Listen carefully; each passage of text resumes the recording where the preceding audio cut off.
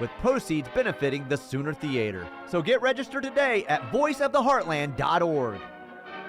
Schumacher Law Group, when experience matters. Tracy Schumacher is a former prosecutor and former district judge. Whether it's a probate challenge, criminal charges, or contentious divorce proceedings, experience matters. The attorneys at Schumacher Law Group provide compassionate, knowledgeable advice, all while fighting for your best interests. Find Schumacher Law Group online at lawgroupok.com or call 405-701-1882. Hometown lawyers ready to fight for you when experience matters.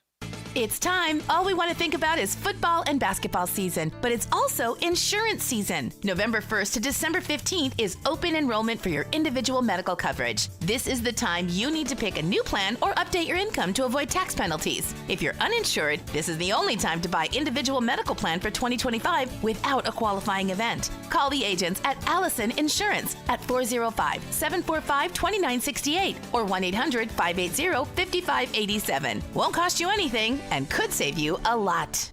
How about this? We're hanging out with the winningest coach in OU football history, Bob Stoops, Mondays on the T-Row in the Morning Show. It's the Stoops Review with the HBC on the T-Row Show, Mondays from 7:45 to 8:30 with limited commercial interruption. Every Monday, we'll be looking back at Saturday's OU game with a guy who knows what he's looking at. Bob Stoops, the Visor, the HBC on our show every Monday. Check it out. Belmar Golf Club offers a whole new world of recreation and excitement. Our Junior Olympic-sized swimming pool offers a family-friendly atmosphere with poolside food and beverages perfect for all types of summer pool parties. In addition to the best golf course in Oklahoma, Belmar is also a great place to hold corporate and fundraising events, as well as magnificent and memorable wedding ceremonies. Call 405-364-0111 or stop by 1025 East Indian Hills Road and check out our first-class facilities and exceptional service. When students struggle because they are hungry or fall behind because they lack school supplies, a caring adult can make all the difference. Especially someone from the community. Someone who knows the students and the obstacles they might be facing. At Communities in Schools, our site coordinators surround students with a community of support to ensure that they have everything they need to engage in learning. We go all in for kids, all day, every day. To learn more, visit communitiesinschools.org. The Ref Radio Sports Network is powered statewide by the insurance adjusters at Brown O'Haver. Fire, wind, theft, or tornado, we can help. Call 405-735-5510. Live from the Buffalo Wild Wings Studios, it's time to get locked in to the best Sooner recruiting and football news with Tyler McComas and Parker Thune. You better lock it up. You better lock it up. No, you lock it up. You lock it up. Lock it up. Hit the guys up on the Riverwind Casino call-in line at 405-329-9000. Text the show on the Knippelmeyer Chevrolet text line at 405-651-3439. Do it! Just do it! Now, with Locked In, here's Tyler McComas and Parker Thune. Well, that was a fun opening weekend of college football, huh? OU plays on Friday night, so we all get to sit around on Saturday and watch a bunch of college football games and then wait around Sunday afternoon only for frickin' Muleshoe to start off 1-0 on the season after beating LSU. We'll talk about the OU game. We'll talk about the college football weekend that was, and I guess we have one more game coming up tonight, Florida State and Boston College. But this hour is, for the most part, reserved for recruiting, and we do have some recruiting news because I'm watching college football on Saturday, and I see, whoa, okay. 4-star linebacker Elijah Melendez decommits to Miami. Do we have something here? OU had some interest. He had some interest in OU. So immediately when I see that, I get excited, and then I come in today and see some predictions in for Auburn to land Elijah Melendez. OU have any chance at the top 100 player out of the state of Florida now that he's decommitted from the U? Oh, they've certainly got a chance, and I don't want to raise people's expectations too high. I think Auburn has the upper hand both because of the proximity factor and because Auburn is recruiting really, really, really, really well right now. They are, yeah. And they've got some money to burn. But Oklahoma is definitely in play for Elijah Melendez. He told our national recruiting analyst at Rivals.com, John Garcia, that it's going to come down to the Sooners and Auburn. Those are the two schools that he intends to make his final decision between. Now, I think Oklahoma's going to have to get him back on campus in order to have a fighting chance, because he was just at Auburn over the weekend. I think that juxtaposed with the timing of his announcement that he was decommitting from Miami kind of led to the immediate knee-jerk reaction that, it's going to be Auburn, right? Obviously, like he'll be I almost said a war eagle. He'll be a Tiger. See, you don't know. Are they war eagle? They Tiger? They can't figure it out. No, they can't. But I would consider it possible. I don't know if I would say I'd consider it likely yet that Elijah Melendez makes it back to Norman in the not-too-distant future. What I know for a fact is exactly what I've said for 8 months now. OU is absolutely enamored with Elijah Melendez. They would absolutely love to get him on board. I think he's that good of a player. Again, he's a top 100 player nationally. Moved back in the most recent Rivals rankings update a couple of weeks ago to number 92. Still in the top 100, the number 4 inside backer. And look, like your hopes were up for Christian Jones, and we'll see. Like Christian Jones was at Nebraska on Saturday. He'll be back at Nebraska for the Colorado game this weekend. So are the Huskers in really good shape for Christian Jones? Feels that way. I don't think OU's out of it. I don't know if you think OU's out of it either, but if you feel like things are trending towards Nebraska, then you can really say, all right, let's put our pedal to the metal here when it comes to Elijah Melendez and try to get him in this class, because he is a very, very good linebacker. And this is a good sign for OU in the 25 class, because when it felt like OU really had some momentum with him, was that back in June, July? He kind of, came back and said, "No, I'm committed to Miami. We're good with the U here." He had been committed since December. Now he decommits, and it's OU and Auburn, and let's bring this guy in for the Tennessee game, huh? I don't know what his plans are that weekend. That's already going to be a huge visit weekend at Oklahoma. That would be the weekend that you want Elijah Melendez to be in town. Heck, that's the weekend you'd love to be able to get Christian Jones in town. Sure. Because, first game in the SEC, going to have an opportunity to make a statement against a very good Tennessee team. You would expect that the atmosphere at the Palace on the Prairie is going to be as strong of an atmosphere as we have witnessed in recent memory. So September 21st ought to be the target date for both Melendez and Jones. Okay. One-star Chonky Chuck says, guys, we cannot lose to LSU. I cannot hear this from USC fans if we lose. I yelled that because that was in all caps from Chonky Chuck, so I just wanted to get the point across. And you know what, Chonky Chuck? I thought the exact same thing last night when that game went final. You cannot lose to LSU. Cannot hear from USC fans, well, we were able to beat them this year. We were able to beat them, but you guys weren't. Please do not go down to Baton Rouge and lose to LSU. Go ahead and make sure that you win that football game there, please. Because LSU did not look like some great team last night. No, they did not look especially impressive, and that also makes you wonder, is this fool's gold with USC? Yes. Is this the type of game that you feel like, or I should say the rest of the country feels like, signifies USC's ascension under Lincoln Riley to the point where they ought to be considered amongst the national powers and ought to be considered a legitimate college football playoff contender in year 3 of his regime? There are many that feel that way. But what does that victory over LSU actually look like, and how much weight does it carry come the end of the season? Because we all thought when Colorado beat TCU in week 1 last year, oh boy, that TCU team, they just played for the national championship 8 months ago. Colorado is here. Coach Prime, he's got it rolling. This program is going to give other teams problems in the Pac-12, and they went 4-8. Which, by the way, this may be a crap line, and it's maybe subject to change. But after USC's win last night, unfortunate win last night, I looked at their schedule to see who they have immediately coming up. They go to Michigan in, 2 weeks? Well, they go to Michigan on the 21st, the same day that OU plays Tennessee, and that's USC's third game. USC is a 9.5-point underdog at Michigan. I did not realize that until last night. And Michigan did not look like the Michigan that we've seen the past couple of years on Saturday when they played Fresno State, and it was like a 3-point game in the fourth quarter. So Vegas is still like, yeah, we like Michigan by about 10 points as of right now. I would guess that line probably changes. We'll see, but the lines are not changing in favoring of USC. But we'll get to all that. I do want to stick on recruiting because there's a lot there. Then we'll get to the game. Elijah Melendez there. OU and Auburn is kind of what it looks like for the top 100 linebacker.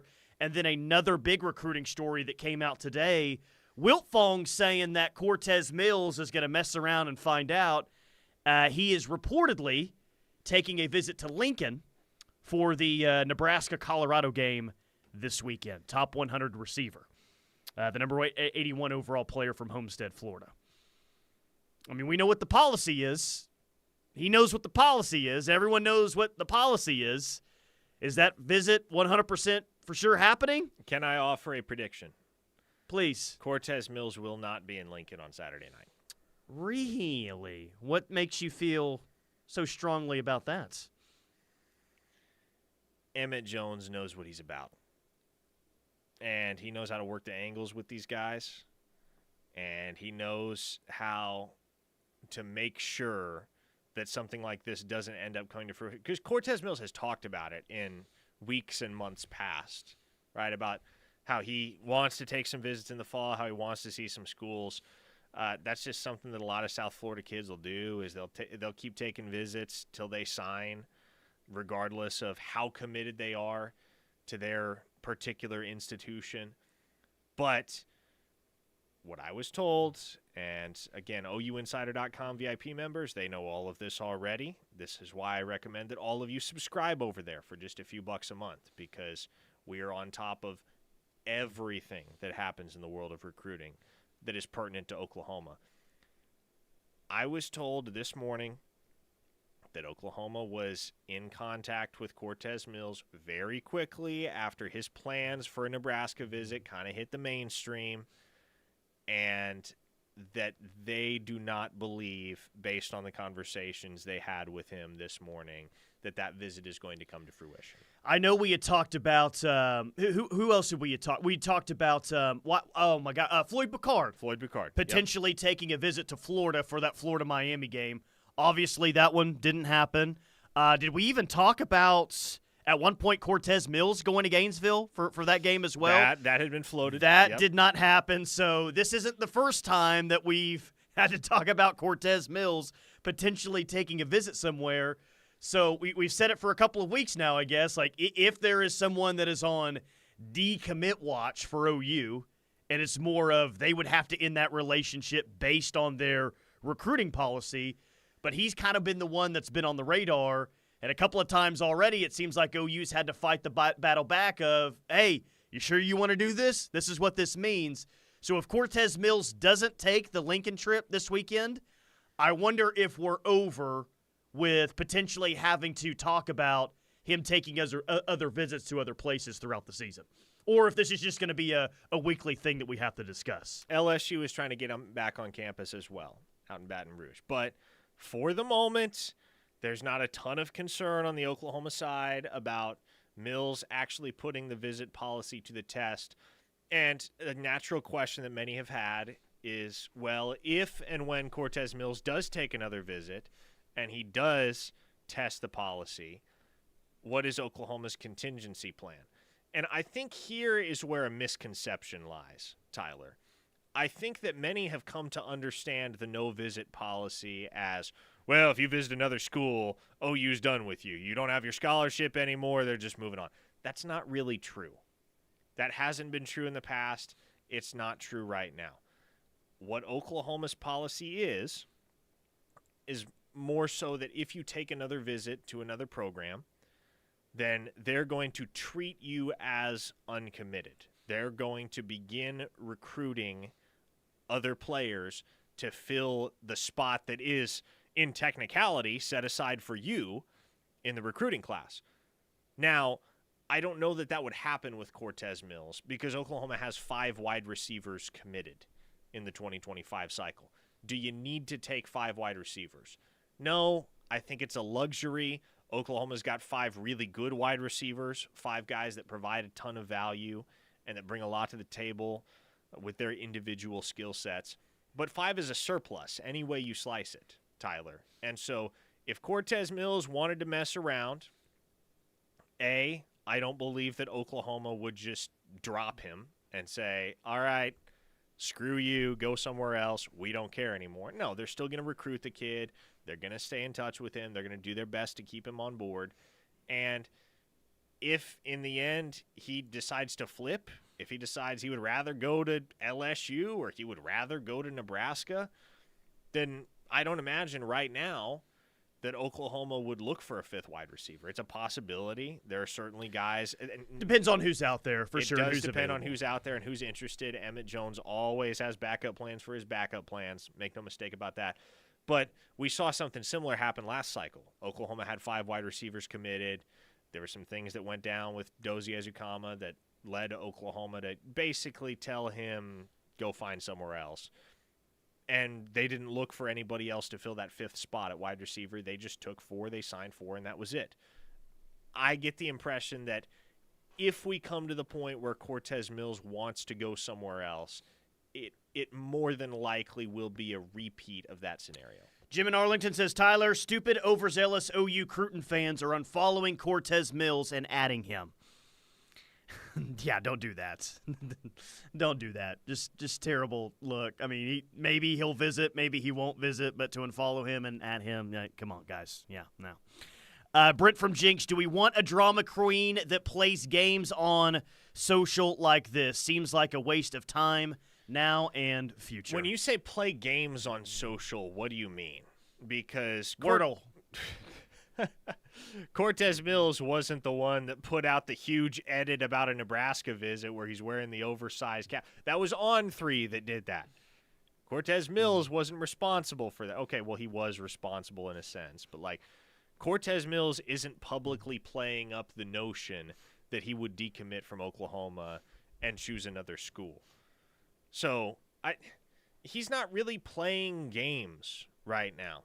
Yes, there's been conversations about other visits taking place. Yes, it's been a topic of discussion on message boards amongst other fan bases, and certainly Oklahoma's fan base. But what I said 2 weeks ago about Cortez Mills still holds true. Can we wait to see if he actually visits anywhere else before we get too far deep in the weeds here? Because it's a lot of talk about him visiting somewhere else, and he has yet to actually visit anywhere else. By the way, correction that we need to make from Friday. We said all week that, you can't host any recruiting visitors this week. Well, they got one. Did you guys see Baby Gronk rapping at the OU game on Friday night? Oh, my gosh. I rolled my eyes at that one. He even got old Steve Stutzman in the video with him. Jeez. I am disappointed in Sooner Nation. Baby Gronk. It is not often I will paint with this broad of a brush, but I find it patently disappointing that Sooner Nation allowed Baby Gronk's dad to show his face in broad daylight in Norman, America, and not be accosted.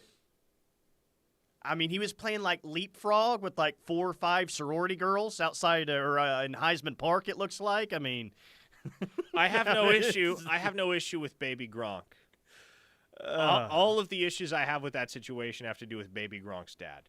Yeah, I was feeling Friday night was a good time, and then I see the next day Baby Gronk made a rap video while he was at OU. Yes, Jake San Miguel is a next-level moron and needs to be held accountable. Well, they played with this football right here on Friday night. Well, not this exact football, but one very, very much like it, and it can be yours if you go to biggameusa.com/KREF. If you're watching us live, KREF Sports on YouTube, you can see this beautiful football that I have here.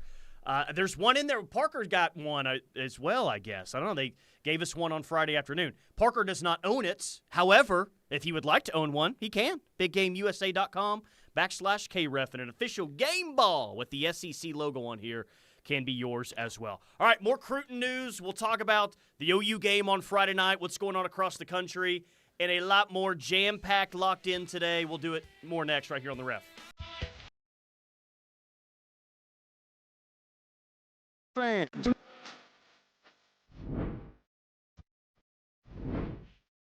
Crafted for SEC competition. Every OU fan should own a piece of Sooner magic. Made in America, like it should be. Get your official on-field OU football today. Hey Sooner Nation, join me Mondays at 7:45 a.m. and Thursdays at 4:45 p.m. exclusively on the Ref. Download the KREF app to listen from anywhere. Drink or not? Bye, Dad. Remember, I'm going to Alex's party tonight and sleeping over. Hey, remind me about that party again? And adults make choices whether to talk about it. That's true of parents and every other trusted adult in a kid's life. Kids want to know our expectations, and they want honest answers in everyday conversations. So talk with your kids and help lead them on a positive path, because when you talk, they hear you.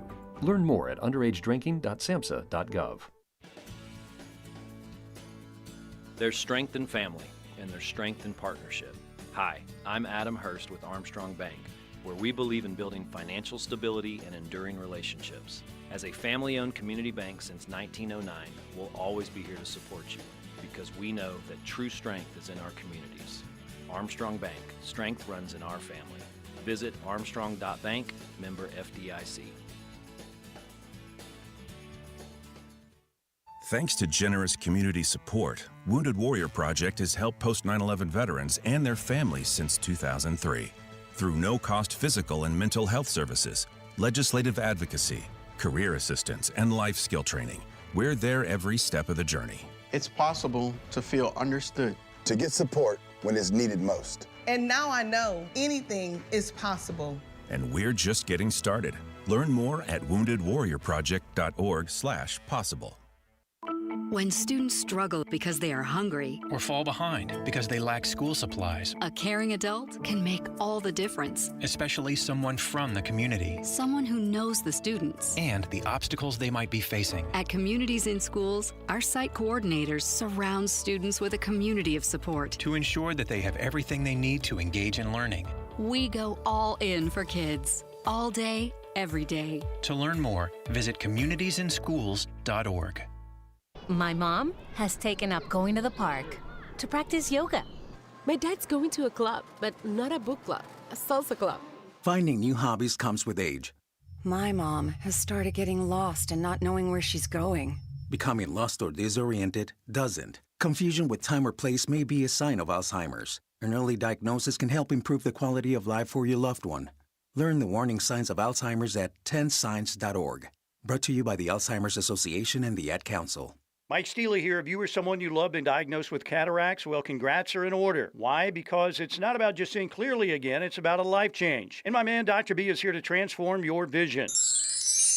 You could go anywhere for cataract surgery, but why settle? With Dr. B, you've got the chance to not just remove the cataracts, but also to say goodbye to those glasses for good. Give Dr. B a call at 405-755-7700 or visit alcok.com today. Experience the difference with Dr. B and see the world like never before. Are you looking for luxury apartments for rent in Norman? The Falls at Brookhaven offers stunning apartments and a well-maintained, calm atmosphere. Enjoy our landscaping, a swim in the pool, or take your pet for a walk in one of our 2 dog parks. Our spacious outdoor areas and state-of-the-art amenities will make this new home feel like a resort. All this can be right outside of your door when you live at the Falls at Brookhaven. Call our locally owned and operated community at 405-701-8233 or go online to thefallsatbrookhaven.com to view our spacious floor plans.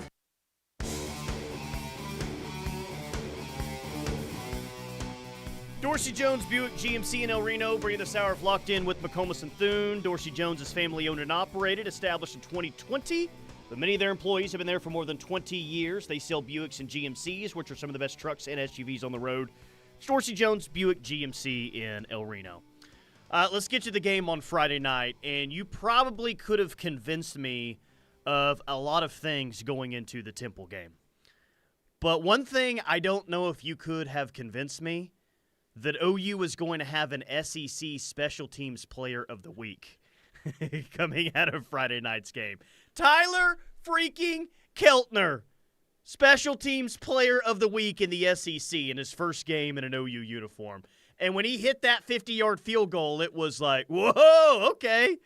Yeah, let's go. I put this out on social media on Saturday after the game, but he's 3 for 3, perfect from field goal, perfect with the extra point, 6 for 6. That was the best game by an OU kicker since when? Burkich pre-Burrito? I mean, dude was perfect. I mean, I would say Burkich's best game at Oklahoma was the 2021 opener where he hit 4 field goals, 3 of which came from beyond 50 yards. Yes, that is probably the best game an OU kicker has had since that day. So almost 3 years. Almost 3 years. And it got him, conference special teams was good, by the way, on Friday. I don't know if that's way too soon to make the statement that, they're going to be better, considerably better on special teams. But it wasn't just Keltner. It was, obviously the touchdown that Canick scored where Lewis Carter punched the ball out. It was Peyton Bowen not doing a ton in the punt return game, but there was no drama in the punt return game. Last year, Gavin Freeman back there catching punts, like we're just as nervous as he was back there. It just kind of felt shaky. Peyton Bowen, it was like a center fielder just catching a routine can of corn, routine pop fly out there. There wasn't much drama there. And then Jackson Arnold even had a punt inside the 20-yard line. I know. Is Lou Gelzinga's job secure, Tyler? I don't know. Might have JFA back there punting. Cherokee Sooner says, Tyler Keltner can date my sister. Are we talking about him for Heisman already? Is it too soon, or does he need to make a couple against Houston? Groza first, then Heisman. Okay. We're sounds good. Speaking of Jackson Arnold, it is Jackson Arnold's birthday today, so happy birthday to JFA. And, man, I guess I was a little bit confused on some of the hate that Jackson Arnold was getting on Friday night into Saturday morning. I don't think he was, just elite out there. I don't think that he had one of the best quarterback performances in the SEC. But I think given the situation, I thought Jackson Arnold was pretty good, man. He had an offensive line that was shaky throughout the night, a run game that really took a while to develop, a right tackle that was essentially getting beat every single snap, 4 drops. I mean, the numbers weren't fantastic, but am I willing to say that Jackson Arnold was solid in his start on Friday? I thought Jackson Arnold was solid on Friday and had a couple of really, really good throws down the field. The second touchdown to Deion Burks in the corner of the north end zone was a great throw. Yep. And then the completion to Jalil Farouk with pressure in his face was a big-time throw as well. So I guess I missed why there was so much – not so much, but there was some hate on Jackson Arnold coming out of that game. Well, and I guess my question is, what did Jackson Arnold not do on Friday that you wanted to see him do, given the game plan? What meat did he leave on the bone? I thought for what he was asked to do, what the circumstances demanded, he turned in a fine performance, and that's all the performance was really going to be on Friday night, was fine. If he shreds Temple for 500 yards and 6 touchdowns, that's awesome. That's great. We're all encouraged by that. But it's still Temple. And as he mentioned in postgame, didn't really have the opportunity to rack up the type of obscene statistics that you kind of expect from a quarterback in a week 1 non-con game against an opponent like Temple, because the Sooners were dealing with short fields pretty much all night. I mean, maybe it's the 141 yards that people say, it's not great. But if J.J. Hester catches that ball over the middle, that goes for a big gain. And he had some other drops in there as well. And here's a great point by Sooner Soldier. No interceptions, that's a step in the right direction. And maybe he could have been still a little bit faster, a little bit quicker with his decision-making. I don't think that was automatically going to be solved after one offseason. I mean, that's going to be kind of a work in progress for him as a young quarterback. But here's kind of my main point. And Parker, I'm going to go back to exactly what you and I said on Friday. It's the stat sheet at the end of the night. Yes, I'll look at that, but it's more of the eye test. How efficient is Jackson Arnold in his first start? And with an offensive line that was shaky, an offensive line that struggled to protect him, a run game that wasn't like you thought it was going to be on Friday night, the situation around him wasn't necessarily perfect, and he still played a pretty efficient football game and didn't turn the ball over. Not only did he not turn the ball over, did he ever really come close to throwing an interception or have a decision that you thought, God, that was a terrible decision. What's he doing there? So all in all, I mean, I'm not willing to use the word elites, but it was a solid outing from Jackson Arnold. I don't think that he was the issue of the offense on Friday nights. Yeah. I mean, the only way we would have learned really anything about Jackson Arnold and his capacity to lead this offense in 2024 is if he had played objectively poorly against Temple.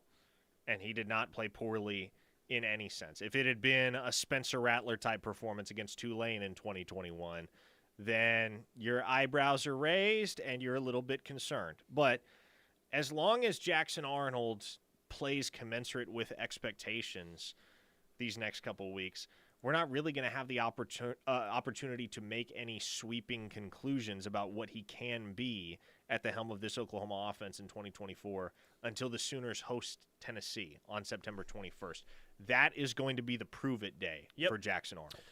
100%. 405, is anyone not concerned, at least some, about the fact that Arnold had less than 100 yards passing, taking away the 43-yard reception on 14 completions? Again, Brent said it, Jackson Arnold said it. They didn't open up the offense. They didn't throw it downfield as much as I think that they will here moving forward. There's really not anything from Jackson Arnold that I'm concerned with, because you talk about the lack of passing yards with the number of completions that he had. He also had 4 touchdown passes. This wasn't a stat line where it was 141 yards passing and he just had 1 touchdown on the day. No, once they were in the red zone, he got the ball in the end zone. 3 of those were to Deion Burks. And maybe even Deion Burks. We're talking about the entire offense being vanilla. Maybe the way that they used Deion Burks was kind of vanilla as well, and we're going to see him do some more, exotic things within this offense. So overall, it was a very solid debut by Jackson Arnold. 4 touchdown passes, no picks. I'll take it. That listener said, are you concerned if you take away the 43-yard reception that he only had 100 yards on 14 completions? Well, look, if you want to play the what-if game, if you want to say, well, what if the 43-yard reception hasn't happened? Well, you can look at it from the opposite perspective and ask, what if J.J. Hester catches that ball at the pylon that went right through his hands? What if Brennan Thompson catches that ball at the other pylon that would have set Oklahoma up with 1st and goal, some 40 yards downfield from the original line of scrimmage? So we can play the what-if game all day long, but for what he was asked to do on Friday night and for what Oklahoma wanted to accomplish offensively, there's nothing with which you can really knock Jackson Arnold's performance. Let me get to some YouTube live comments. KREF Sports, go subscribe to our page there. Corey Reedy says JFA was great. James says the throw down the sideline to J.J. Hester was perfectly placed.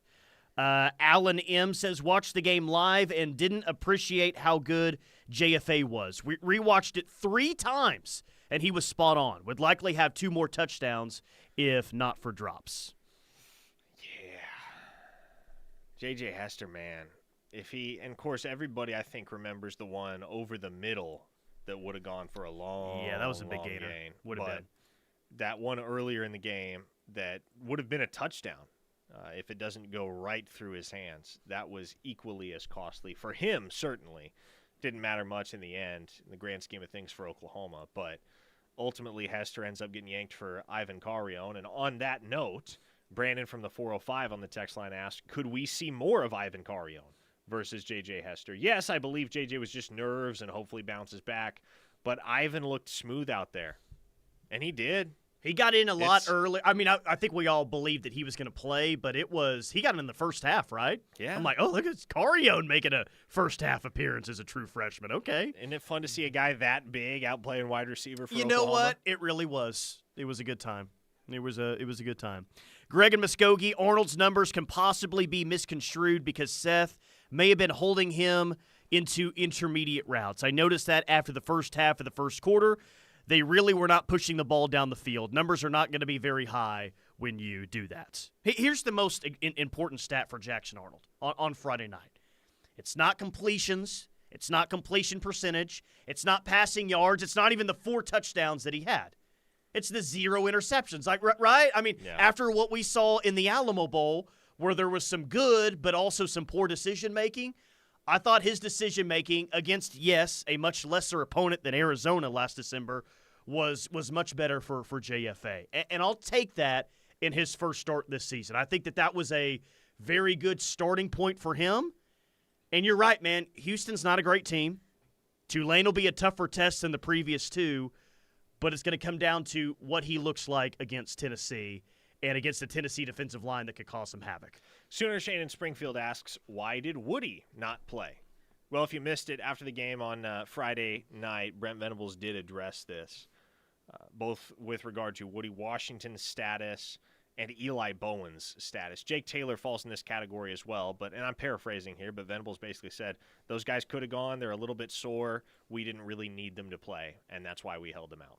So nothing lingering, nothing of long-term concern with Woody Washington. He could have played. He was available. He was in uniform on the sideline had the Sooners elected to deploy him, but there just really wasn't a reason. Well, and you didn't have Gentry played a small amount. You just talked about Woody Washington, and I kind of guess that goes to the depth that we've been talking about for several months now with this defense.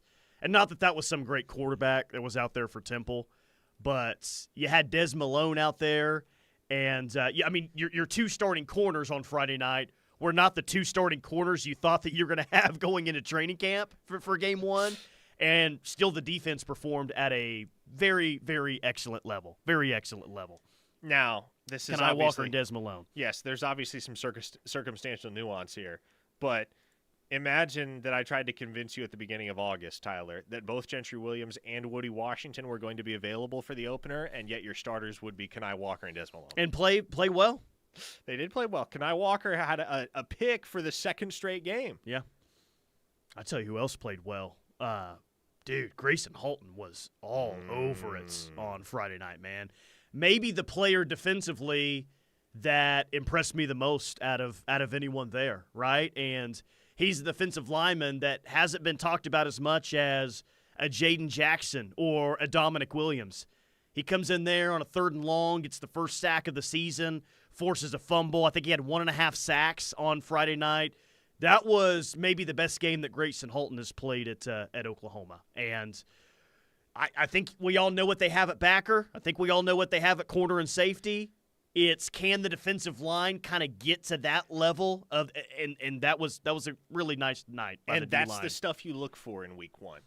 You don't really care how the starters do, unless they suck. If they suck, then you care. But as long as the starters do their jobs and do them well, you're not going to go overboard in giving them praise for looking the way that they should against a team like Temple. But when you see a second-team guy like Grayson Halton have a thoroughly dominant performance like he did on Friday evening, then that creates some optimism as to what that guy might be able to do if he continues to work his way into a greater share of the rotational snaps at defensive tackle come SEC play. Because maybe that's a guy that you didn't count on making that much of an impact, but if he has half the performance that he had against Temple against a team like Ole Miss or a team like South Carolina or LSU, it's going to go a long way towards helping you win the football game. 918, hate the way it went for J.J. Hester. I still have high hopes for him. I remember a guy named Gibson that had a tough start to his career, especially in the spring game. Yeah, we've seen that before, but I am very interested in,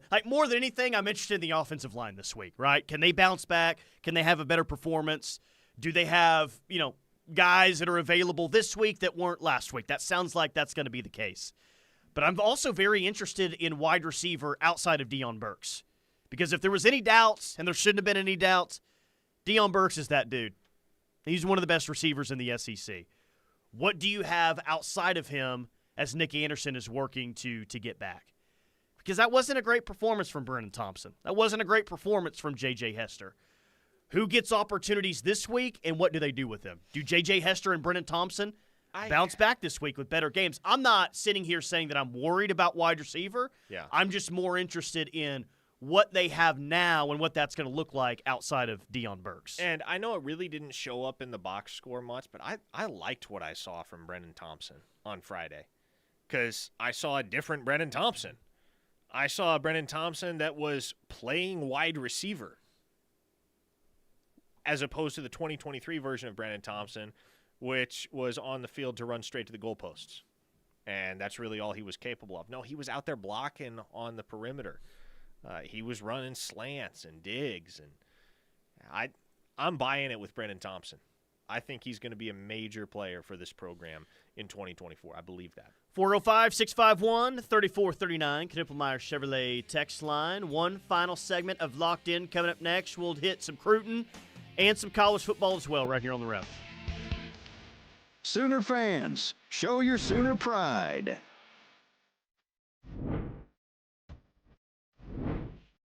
Crafted for SEC competition. Every OU fan should own a piece of Sooner magic.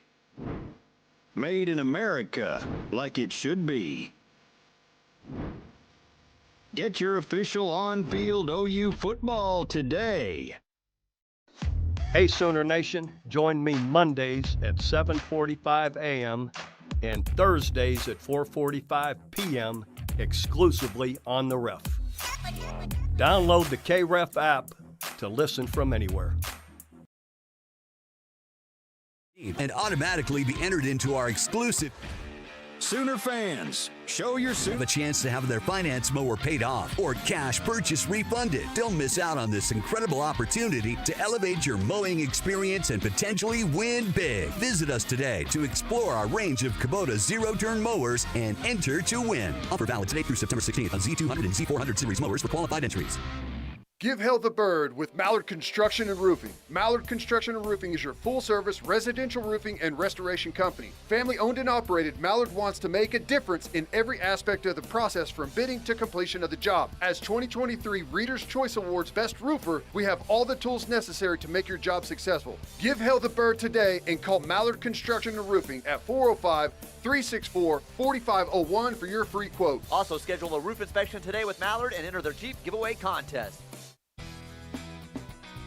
The Mont invites you to come by and enjoy our high-quality food and drinks in our historic atmosphere. The Mont has won numerous awards, including Best Restaurant in Norman, Best Appetizer for our great queso, Best Exotic Drink for the original swirl, the Best Patio Dining for our beautifully landscaped patio. Come see the Town Tavern OU football scoreboards dating back to 1947. We'll see you at the Mont on the corner of Boyd and Classen, or call us at 329-3330.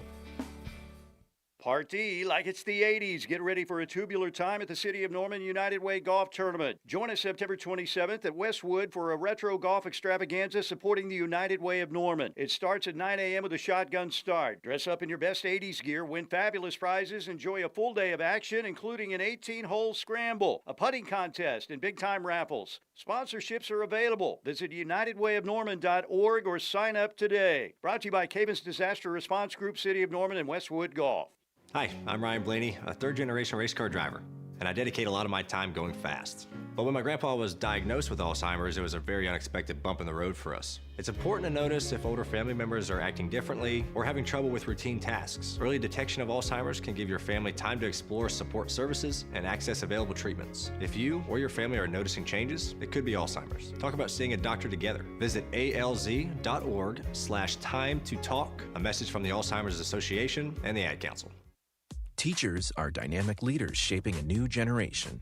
They bring a variety of perspectives from diverse backgrounds, innovating how they teach to prepare students for our fast-changing world. They're skilled experts, discovering a universe of solutions, telling stories, inspiring, mentoring, connecting cultures, leading by example.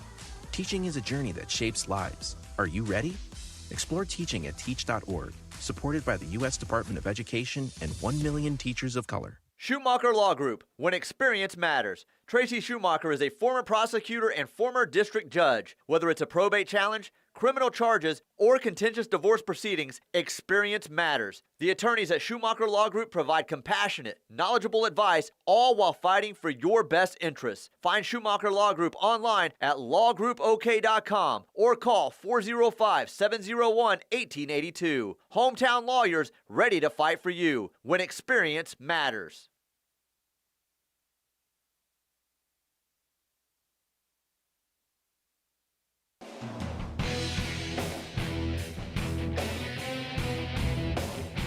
Final segment of Locked In with McComas and Thune on this Victory Monday. Sooners are 1-0 on the season. Florida Gators are not 1-0 on the season. They are 0-1 on the season and maybe firing their head coach in 3 weeks. They got destroyed in the swamp by Miami And did you see Miami players after the game were walking to the section where the Florida recruits were and telling them to come to the U and, like, having conversations with them? So it wasn't just a regular loss for Florida. It was an embarrassing loss where Miami were trying to flip some of the, I don't know if they're commits in there or just targets or what, but that was a bad day for Billy Napier. I am willing to officially issue the prediction right now. Billy Napier will be the first Power 4 head coach fired in 2024. I don't disagree with that 1 second.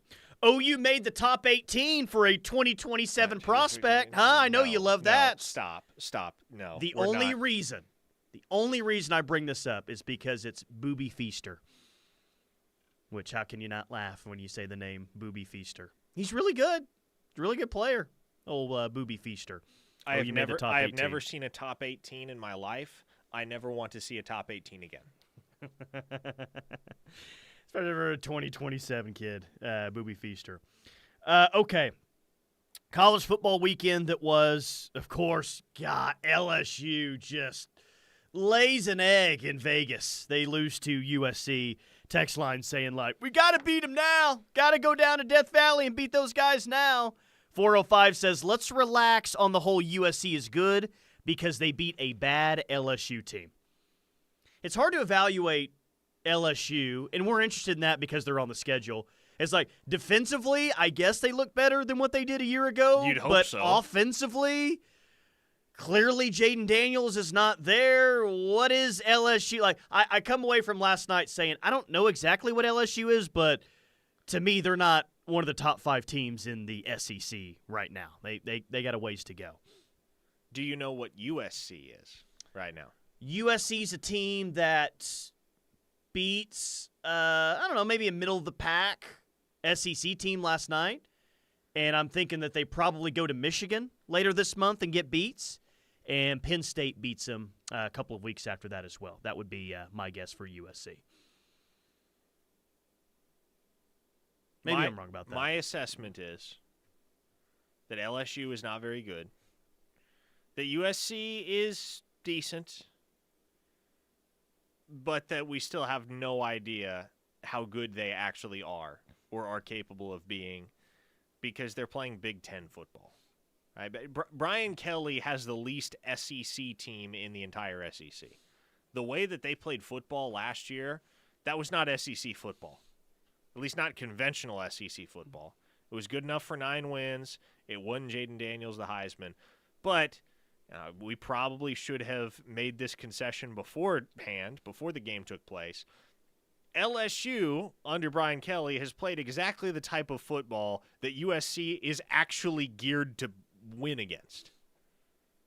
Lincoln Riley and that team, they can put together a winning recipe against a program that plays a style of ball akin to what LSU plays. Excuse me. You know, I kept hearing going into that game that, hey, this could be LSU's most talented offensive line ever. They may have 2 first-round players on the offensive line in next year's NFL draft. The biggest mismatch in this game is LSU's offensive line against USC's defensive line. LSU's offensive line was just okay. Were they not? I mean, for an LSU, for an O-line that's supposed to be one of the best in the SEC, they didn't necessarily come out of the gate hot. They struggled quite a bit. And that was kind of a theme across college football this weekend. Clemson's offensive line just got destroyed, which they're playing Georgia, so I guess you can understand that. But one of the weirder games of the weekend was that Oregon-Idaho game. Very weird. Dylan Gabriel had, a pretty good stat line late in the second half, a stat line that you didn't think would equal that they're barely beating Idaho in the fourth quarter. Oregon was like in a real tough, close football game with the Idaho Vandals, who are not even an FBS team anymore, in the fourth quarter. I don't think all of a sudden that Oregon's going to be some crap team. Maybe that's just week 1, trying to come out and jail, whatever. But that was maybe the most odd game of the weekend, is that Gabriel's numbers ended up looking pretty good, yet they really struggled offensively to score and barely beat Idaho. Very, very odd game. Yeah, look, teams are working out kinks in week 1. And you have to take everything with a grain of salt this early in the season. My opinion of Oregon doesn't really change based on the result against Idaho. My opinion of Oklahoma doesn't really change based on their results against Temple, and so on and so forth. There are very few teams that you can look at after week one and make definitive conclusions about. Sometimes you can, but the overwhelming likelihood is that in week one, you're just going to have to kind of give teams a free pass. 918, OU better beat LSU. I don't want to hear crap from USC fans all offseason if we lose that one. Amen. Joe in Tulsa says, let me go back. Just tuning in. Defense looked great. Looked like a D from a title team. All right. Jackson looked great. Concerned with the running game in the first half with Sawchuk and not hitting the holes hard enough and had too many runs of 3 yards or less. He averaged 5.5 yards per carry last year only because he popped off one big run a game, but most runs were 3 yards or less. Starting to get concerned with receiver depth as well. Your thoughts? Let's just skip the defense, Joe, because whether they look like a defense from a title team or not, I think they're pretty good. You're really concerned about receiver depth, and sounds like you weren't super impressed with Gavin Sawchuk. Yeah, and look, again, you take it with a grain of salt this early on. No, Gavin Sawchuk didn't look great in week one. Taylor Tatum sure did. Javonte Barnes sure did. Heck, even Sam Franklin did.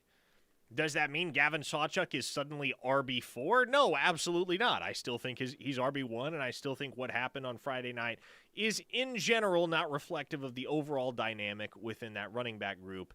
I am all the way in on Taylor Tatum. Well, and like that is the one thing that I think you can take away from that game is if you just watch the way he runs, get a sense for his vision, the physicality of his play style, the open field elusiveness, it's quite clear, right, that Taylor Tatum is going to be able to be a high-end contributor for this program regardless of who's on the opposing side. I think that's a very under-the-radar take from Friday night because the main headlines, at least for us in the postgame show, hey, OU's got a kicker, watch out, or at least they did tonight.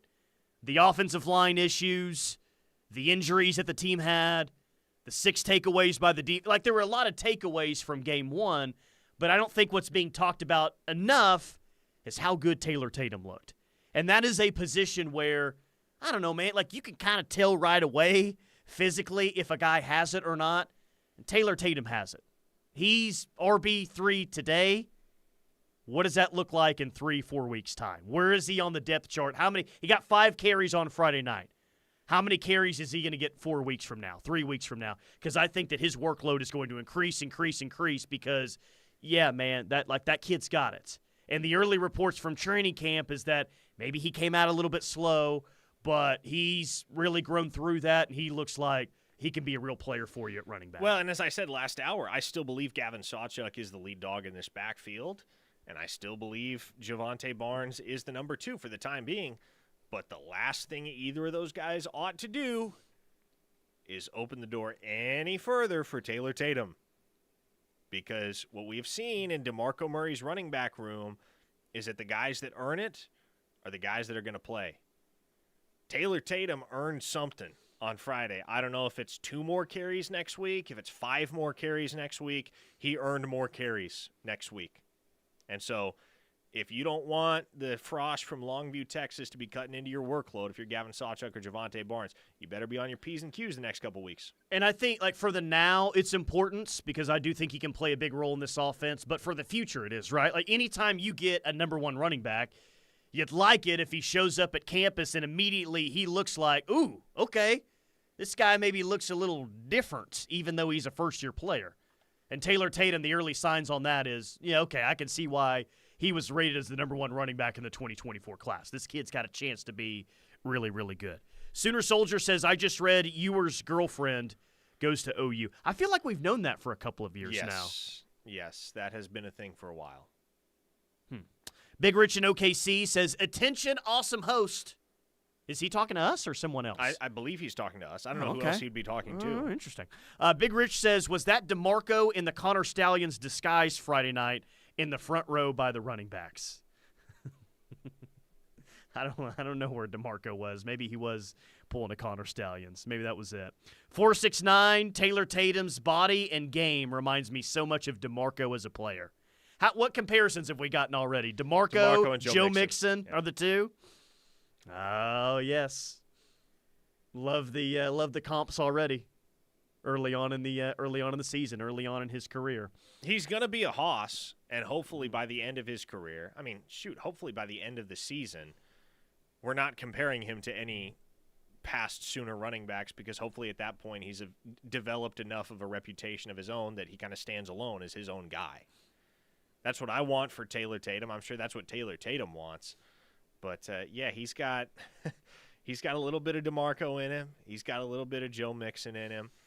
And he's got a little bit of wiggle in him, too. He's got more than a little bit of wiggle in him. But I think what you have in Taylor Tatum is you have a true 3-down running back, right? That I think it's fair to question. I don't think it's fair to say definitively that Gavin Sawchuk and Javonte Barnes aren't that guy. But I do think it's fair to question if, based on their body of work, you can conclude that Gavin Sawchuk and Javonte Barnes are legit 3-down backs. Taylor Tatum has that makeup. That's certainly what he is capable of becoming, and early indications are that he may not take all that long to morph into that type of dude. RGK86 says if Kennedy Brooks and DeMarco had a baby, it would be Taylor Tatum.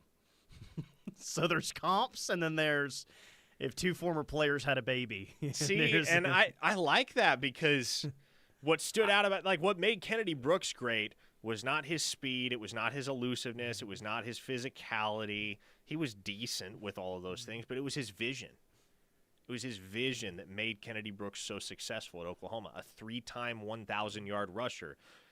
And that is what has long stood out, among other things, about Taylor Tatum's game and what helped him become the number 1 running back in the 2024 class is he just has excellent vision. And when you combine that with home run speed, which he has, pass catching ability, which he has, the ability to lower the shoulder and be a bruiser in the open field, or just as easily juke, spin, cut, make a guy miss with agility, all of which he has, you have the makeup of a very complete collegiate back that will be capable at some point of being on the field all 3 downs. One of my favorite things, non-college football related from the weekends, I think your colleague Brandon Drum is the one that put it out. Omarion Robinson, OU safety commits. He's all right, isn't he? Played at Melissa High School, and the students were chanting, "Overrated! Overrated!" Next snap, he takes a pick 6 to the house for a touchdown. Not bad for Omarion Robinson. I believe they went out to Melissa and won that game, correct? That they did. How about that? All right, that'll do it for Locked In. The Rush coming up next. We're talking college football for the next 3 hours right here on The Ref. Sooner fans, show your Sooner pride.